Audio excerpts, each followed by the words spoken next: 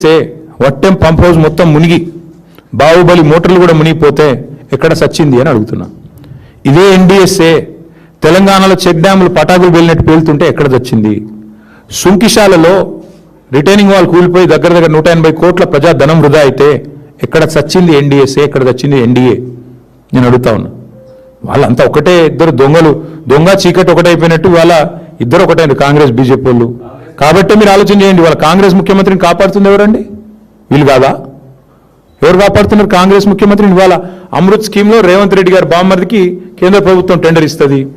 ఈయన ఏం చేస్తాడు? బీజేపీ ఎంపీలకు, తెలంగాణలో ఎన్డీఏ పార్ట్నర్లకు, బీజేపీ ఎంపీలకు, ఎన్డీఏలోని నాయకత్వానికి ఇవాళ తెలంగాణలో మొత్తం డేటా ఉంది.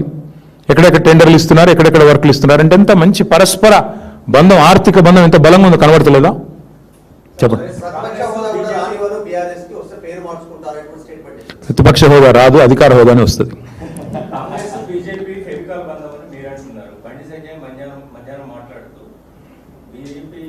ఒక్కసారన్నా బండి సంజయ్ అంటే ఆయన రేవంత్ రెడ్డిని విమర్శ చేసింది మీరు విన్నారా? మూటలు వెళ్తుంటే పట్టుకోవాల్సింది ఎవరా?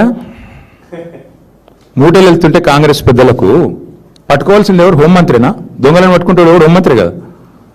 ఈయన ఏం చేస్తాడు పని?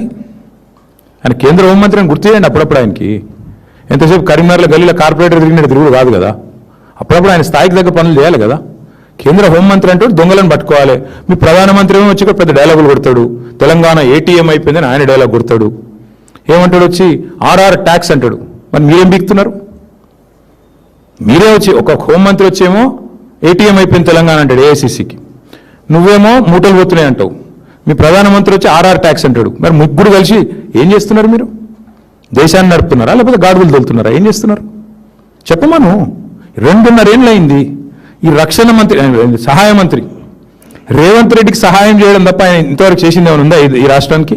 ఒక్క పైసా పని ఎక్కనన్నా? మా వేములవాడ గుడి నిన్న అదేదో దివ్య భారత్ స్కీమ్లో అలా చేరనేలేదట. నీ పార్లమెంట్ పరిధిలో ఉండే గుడి సంగతి నీకు దిక్కులేదు, ఖయాల్ లేదు. ఎంతసేపు రేవంత్కు రక్షణ కవచంలాగా గోడగా నిలబడాలి. చెప్పు, చిత్తశుద్ధి ఉంటే బండి సంజయ్, కిషన్ రెడ్డి నేను అంటున్నా చెయ్యి. అమృత్ స్కీమ్ మీద విచారణ చెయ్యి.